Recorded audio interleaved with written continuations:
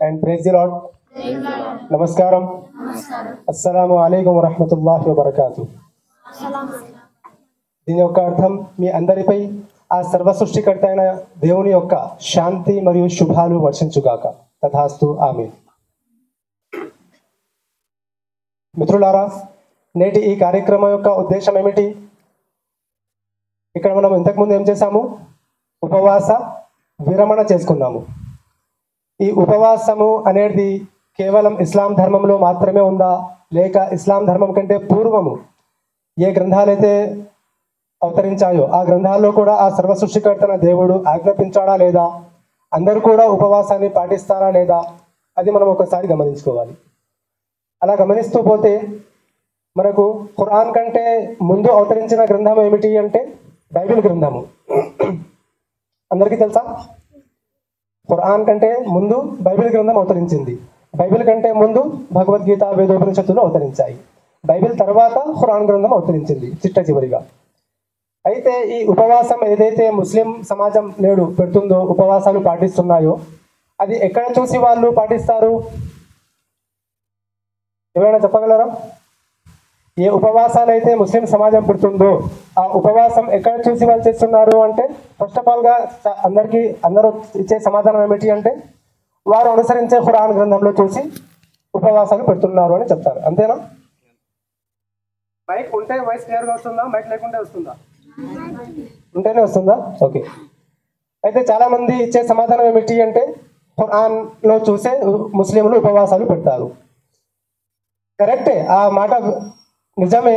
కానీ ఖురాన్ ఎక్కడ చూసి ఆ విషయాలను ధృవీకరిస్తుంది అంటే, మన బైబిల్ గ్రంథంలో చూసి ఖురాన్ దానికి ధృవీకరిస్తుంది. ఖురాన్ ఏ విషయాన్ని అయితే ధృవీకరిస్తుందో ఆ విషయాన్ని ముస్లింలు పాటిస్తున్నారు, సింపుల్గా చెప్పాలంటే. అయితే ఖురాన్లో యా అయ్యుహల్లదీన ఆమను కుతిబ అలైకుముస్ సియామ్ కమా కుతిబ అలల్లదీన మిన్ ఖబ్లికుం లఅల్లకుం తత్తఖూన్ అని ఆ సర్వ సృష్టికర్తైన దేవుడు యెహోవా తండ్రి పేర్కొంటున్నాడు. దీని యొక్క అర్థం ఏమిటి అంటే, ఓ విశ్వాసులారా, మీపై ఉపవాసాలు నియమించబడ్డాయి, కండిషన్గా మీకు విధించబడ్డాయి.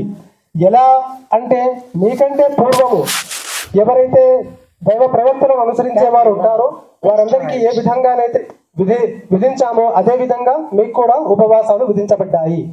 దీనివల్ల మీలో భయభక్తులు జనిస్తాయి అని సర్వ సృష్టికర్త దేవుడు తెలియస్తున్నాడు. మరి ఇదే విషయము బైబిల్లో కూడా మనకు దొరకాలి కదా, దొరకాలనా లేదా? ఒక విషయం సిమిలారిటీగా ఉంది. దేవుడు మన అందరికీ పుట్టించిన వాడు ఒక్కడే అయినప్పుడు, ఈ అన్ని దైవ గ్రంథాలు అవతరించిన వాడు ఒక్కడే అయినప్పుడు, అతను ఇచ్చే సందేశం కూడా ఒకే విధంగా ఉండాలి. దాని రిఫరెన్స్ కూడా మనకు దొరకాలి. దొరకాలన్నా అవసరం లేదా? అయితే బైబిల్ గ్రంథంలో యెషయా 58:6 ఈ విధంగా తెలియజేయడం జరుగుతుంది. దుర్మార్గులు కట్టిన కట్లను విప్పుటయు, కాడిమాను మోకులు తీయుటయు, బాధించబడిన వారిని విడిపించుటయు, ప్రతి కాడిని విరగొట్టుటయు నే నేర్పుచు కొనిన ఉపవాసం కాదా అని యెహోవా దేవుడు ఇలా తెలియజేస్తున్నారు. అయితే అన్ని ధర్మ గ్రంథాల్లో కూడా ఉపవాసం గురించి ఉంది. అలాగే మనం చూస్తే సనాతన ధర్మంలో, వేదోపనిషత్తుల్లో, భగవద్గీతలో కూడా ఉపవాసం గురించి చెప్పడం జరిగింది. అయితే మనమందరము ఈ వేర్పాటువాదాలు, ఈ కొట్లాటలు విడిచిపెట్టి మన ధర్మశాస్త్రాలను గనుక మనం ఒక్కసారి చదువుకుంటే మనలో ఉన్న ఈ అపోహలు పూర్తిగా తొలగిపోతాయి. కానీ మనం ఏం చేస్తున్నాము అంటే, మన ధర్మశాస్త్రాలను తీసి పక్కకు పెట్టేశాము.